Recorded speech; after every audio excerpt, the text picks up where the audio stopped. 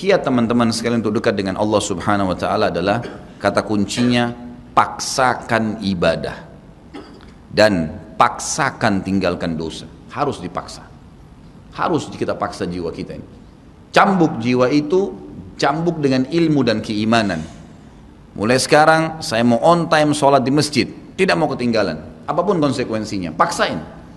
Sesuatu kalau sudah dipaksakan dan menjadi sebuah kebiasaan akan enak dikerjakan. Otomatis. Tapi kalau kita kendor, sesekali saja dikerjakan, maka akan luluh seperti biasa umumnya. Begitu pula dengan dosa. Paksain diri untuk tinggalkan. Lihat yang haram, turunkan pandangan. Mau beli sesuatu, tahan tangan itu supaya tidak beli. Paksa. Nggak ada masalah kok. Tangan kita nggak putus kalau kita nggak beli DVD film yang tidak benar misalnya. Nggak masalah kok. Kuping kita nggak copot kalau kita nggak dengar musik misalnya. Alihkan ke Al-Quran. Setan goda, lawan. Jangan terus-menerus kendor imannya seperti kerupuk. Sedikit diramas sudah hancur. Ini jangan. Sampai kapan Bapak Ibu mau terus berlale-lale dalam jauh dari Allah SWT? Sementara iman itu levelnya sangat jauh. Makin kental maka makin terus, sampai para ulama mengatakan kenikmatan iman akan terus dirasakan oleh seorang hamba selama dia terus mendeteksi dirinya dan juga dia berusaha bermuhasabah setiap detiknya. Ini sudah ketaatan bukan? Ini sudah ketaatan bukan? Ada kemaksiatan ditolak sama dia. Harus begitu. Dan harus kita mulai dengan diri kita sendiri dengan cara memaksanya. Gak bisa enggak. Kita kalau nggak paksa nggak mungkin. Harus Bapak Ibu sekalian.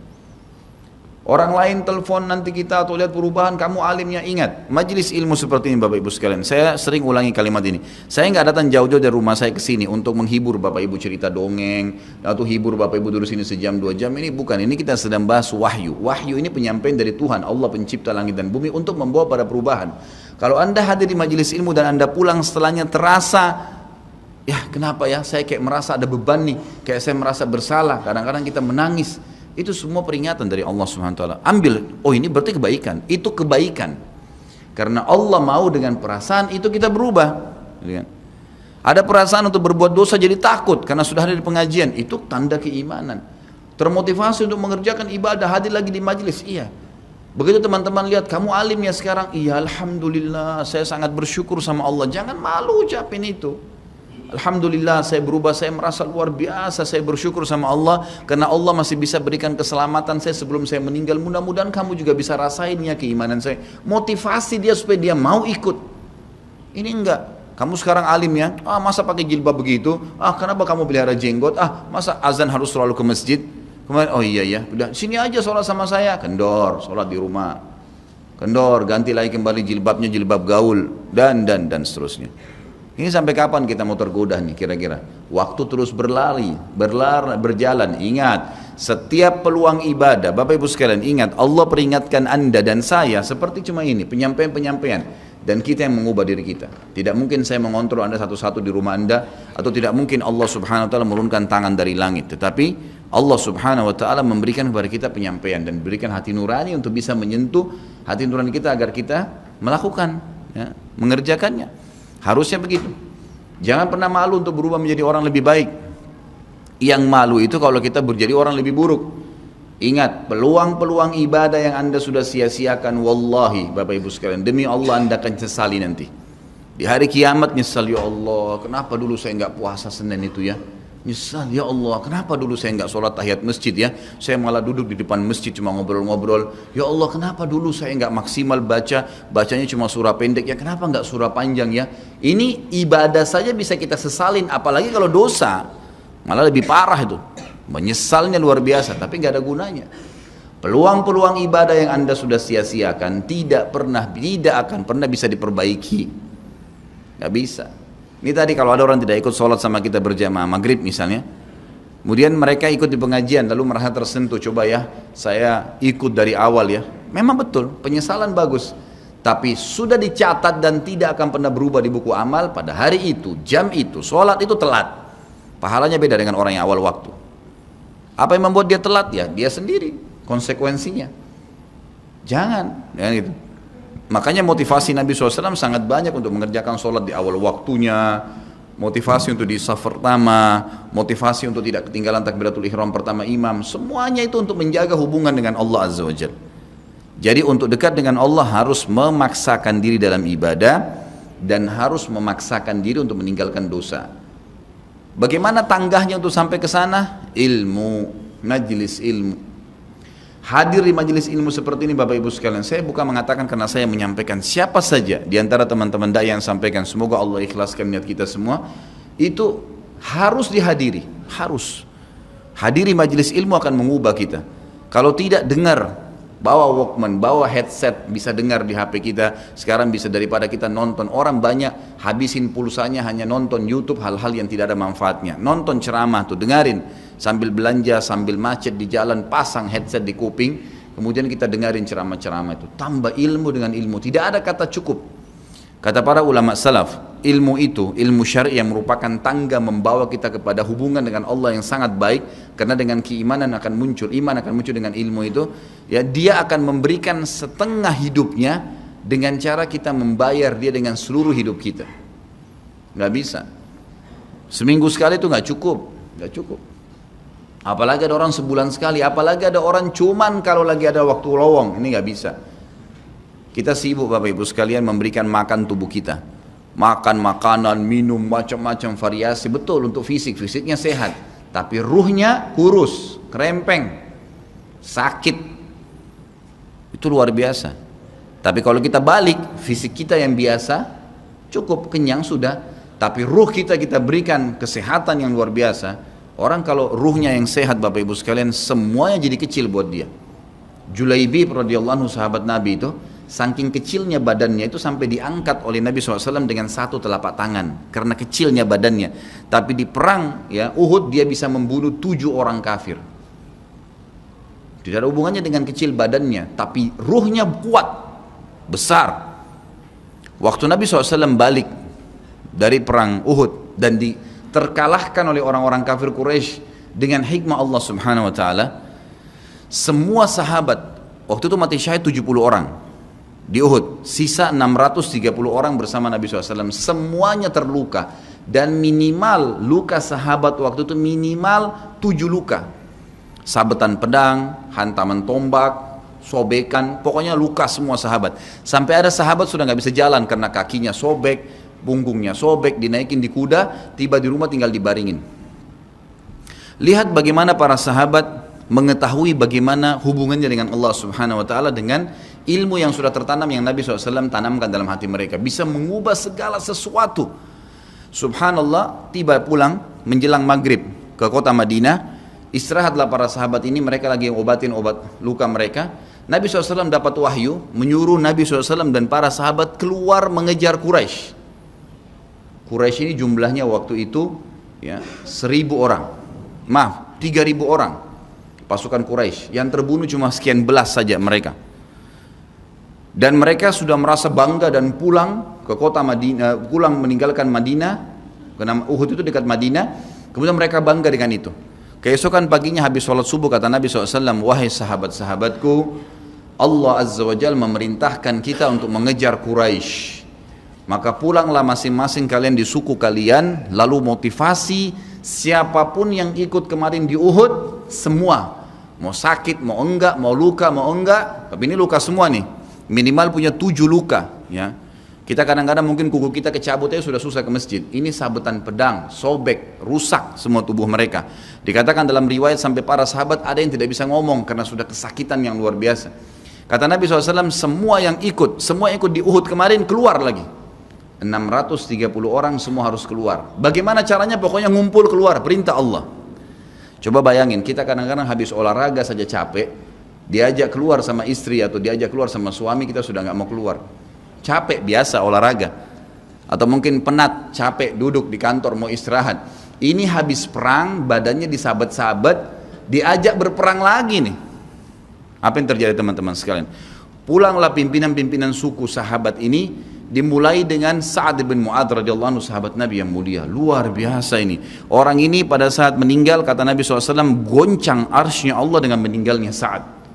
Saat pulang ke kaumnya lalu berkata, wahai kaumku, sesungguhnya Nabi SAW menyuruh kalian untuk kembali menyerang Quraisy.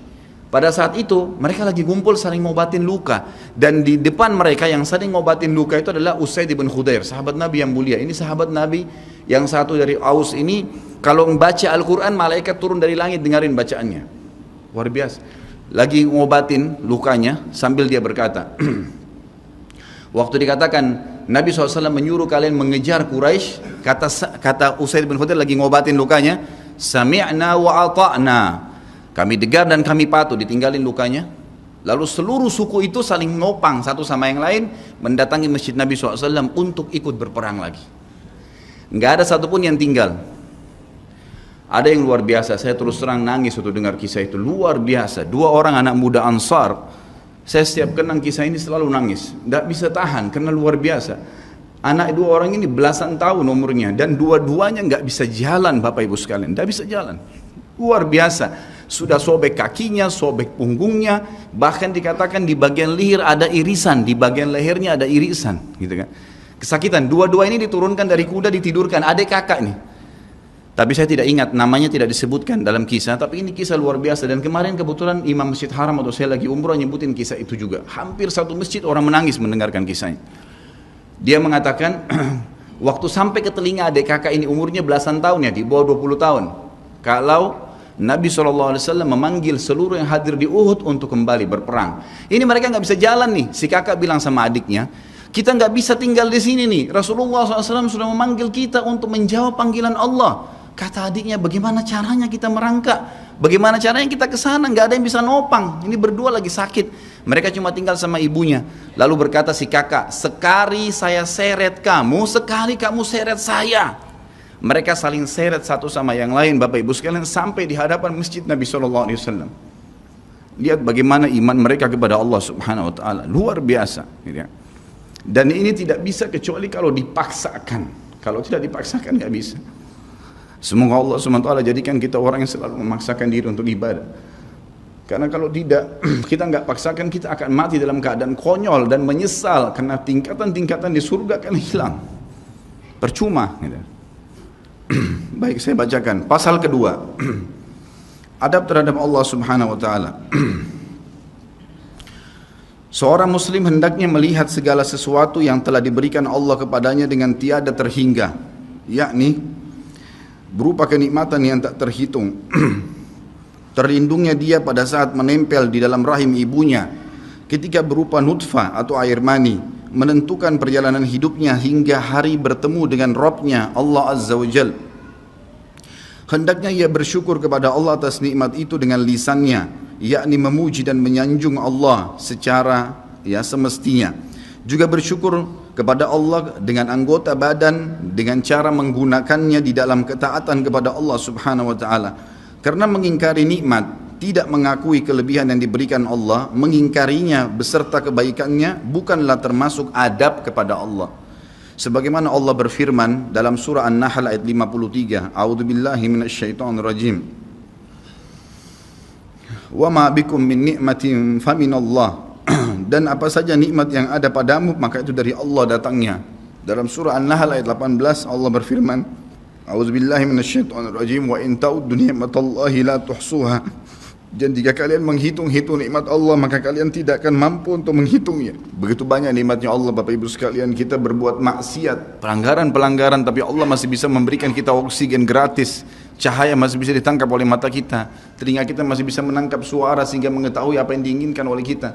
Setelah bertahun-tahun berbuat dosa, dengan taubat kepada Allah, Allah bisa ampuni. Itu luar biasa.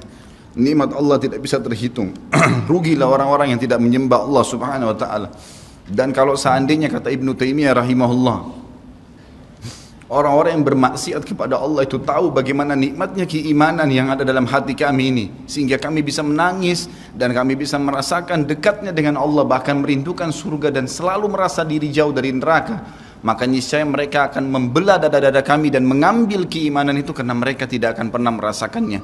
Keimanan akan membuat makanan sederhana menjadi mewah, tidur di tempat yang biasa akan menjadi nyaman, bahkan cobaan seberat apapun menjadi kecil buat kita karena keimanan kepada Allah Subhanahu wa taala. Dan itu sebuah nikmat.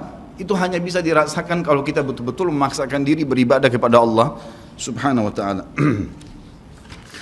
Allah berfirman dalam surah Al-Baqarah 152 dari selanjutnya, A'udzubillahi minasyaitonirrajim. Fadhkuruni azkurkum washkuruli wala takfurun. Ingatlah selalu aku, kata Allah, selalulah berzikir, selalulah patuh, selalulah kerjakan ketaatan-ketaatan, nikmatilah yang halal, jauhilah yang dilarang, maka aku akan ingat kepada kalian. Bayangkan kalau seorang presiden mengingat kita, bagaimana bangganya kita disebut-sebut nama kita di hadapan orang-orang yang di sekitarnya. Bagaimana dengan Allah pencipta langit dan bumi yang mengingat kita.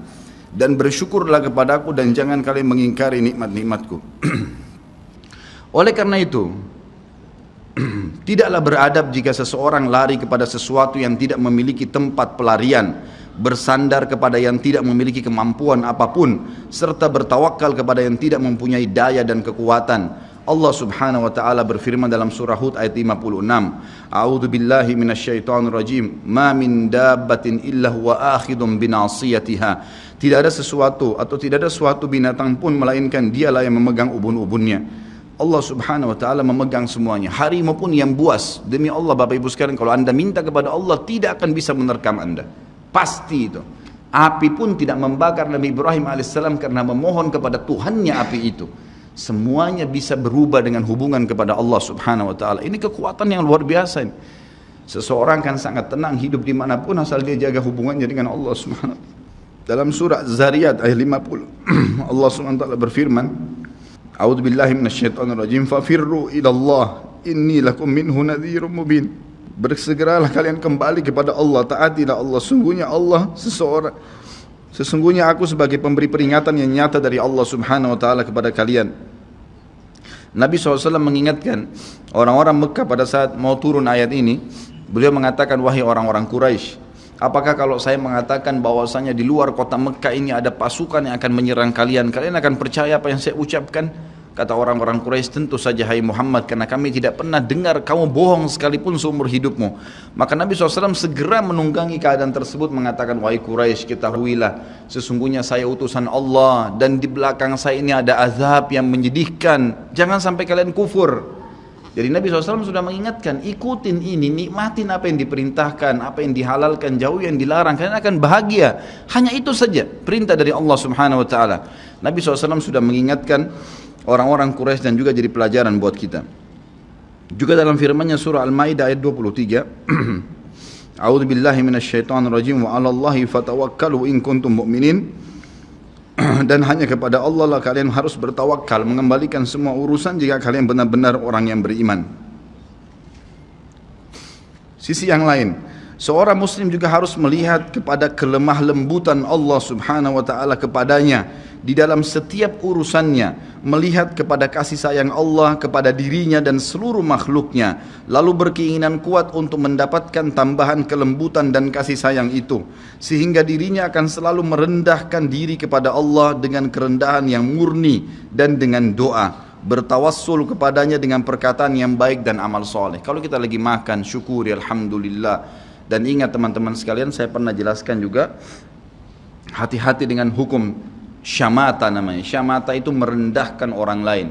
Kalau ada sesuatu yang tidak ada pada kita teman-teman sekalian, syukurlah kepada Allah Subhanahu wa taala. Jangan pernah sampai menghina orang lain, karena Allah meninggikan derajat kita justru dengan kita bersyukur. Kata Nabi SAW, kalau kalian lihat aib pada diri seseorang, ucapkanlah alhamdulillahilladzi afani mimma ibtala bihi wa faddalani ala katsirin mimma khalaqa tafdila. Segala puji bagi Allah yang telah menyelamatkan saya dari apa yang dicobakan kepada orang ini dan mendahulukan saya dengan kelebihan yang banyak dari makhluk-makhluk yang lain. Kita harus seperti itu, jangan syamata. Kata Umar radhiyallahu anhu, apa itu syamata seperti ini? Umar bin Khattab berkata, aku khawatir kalau ada seorang wanita hamil lewat di depanku karena perutnya besar, lalu aku berkata dalam diriku, kenapa ya perutnya seperti itu? Maka Allah menghukumku dengan membuatku hamil. Sampai begitu mereka mengatakan, dan berhati-hati sekali dengan kelemah lembutan Allah Subhanahu wa taala. Allah lah yang telah membuat binatang yang ada binatang yang indah bulunya, yang bagus tampangnya, dan ada Allah juga ciptakan buruk di mata manusia untuk menunjukkan keajaiban dan kemahakuasaannya Allah. Ada ikan yang indah untuk dilihat, ada ikan yang seperti batu buruk.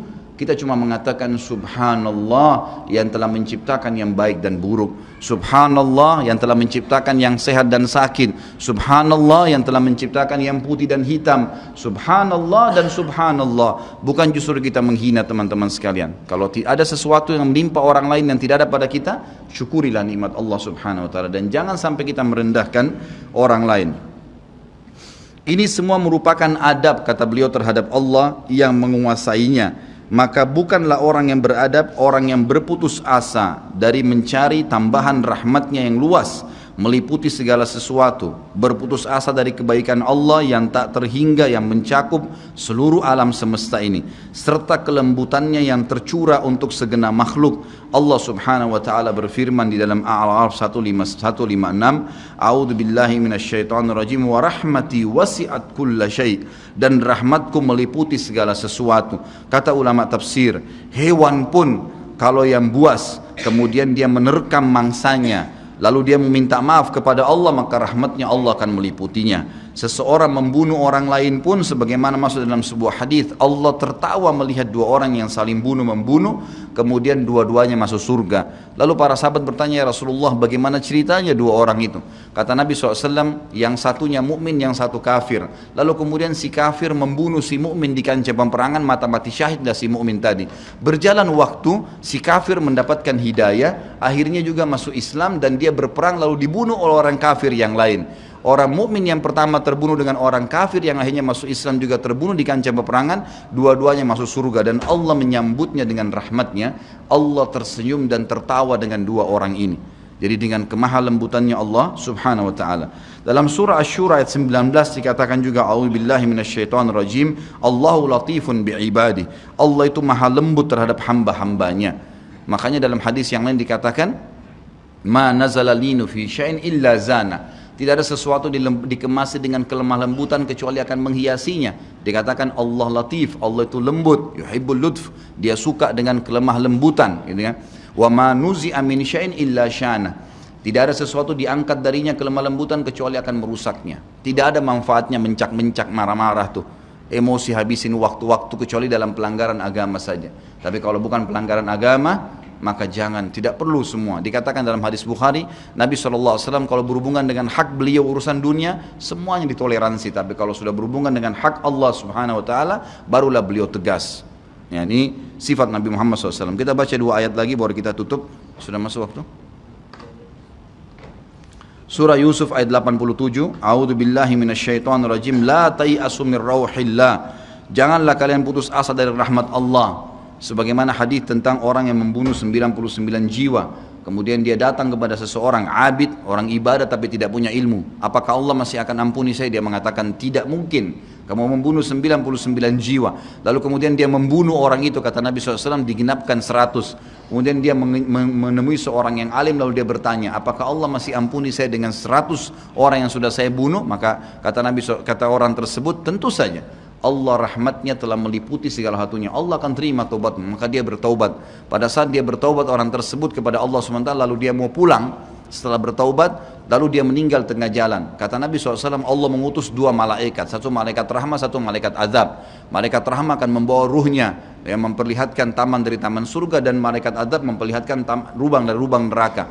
Maka datanglah malaikat yang ketiga menghakimi di antara keduanya, lalu kemudian malaikat ini mengatakan, yang datang ketiga yang menghakimi dua malaikat yang sedang memperebutkan orang yang tadi baru taubat ini, ukurlah jejak kakinya. Maka diukur, ternyata jalan menuju ke tempat taubatnya itu lebih satu jengkal kaki, ya, satu jengkal kaki saja. Maka dengan itu Allah masukkan dia ke dalam surga. 100 jiwa sudah dibunuh, teman-teman sekalian. Ini bukan main-main.